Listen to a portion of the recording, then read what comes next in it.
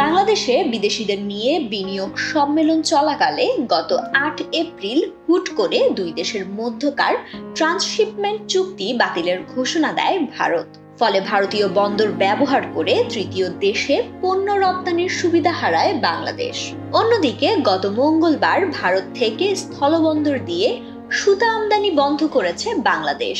ওয়ালটন আবারও মিলিনিয়ার অফারে ওয়ালটন ফ্রিজ কিনে আপনিও হয়ে যেতে পারেন মিলিয়নিয়ার। মিলিনিয়ার ছড়াছড়ি দেশ জুড়ে, এটা শুধু ওয়ালটেনই পারে।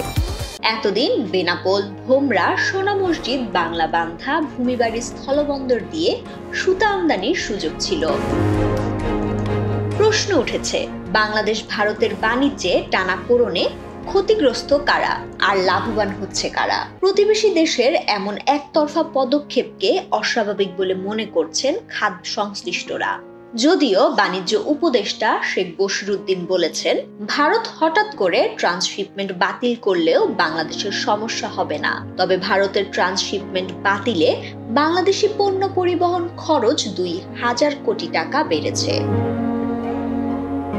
আমরা যেসব পদক্ষেপ নিচ্ছি তাতে এ খরচ শূন্যের কোঠায় নামিয়ে এক সময় মাইনাস টাকায়ও নিতে পারবো।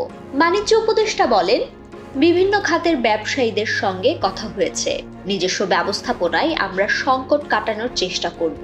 অবশ্য ট্রান্সশিপমেন্ট বাতিল ইস্যুতে বৃহস্পতিবার ভারতের পররাষ্ট্র মন্ত্রণালয়ের মুখপাত্র রণধীর জয়সওয়াল জানিয়েছেন, ভারতের বন্দরগুলোতে যানজট তৈরি হচ্ছে।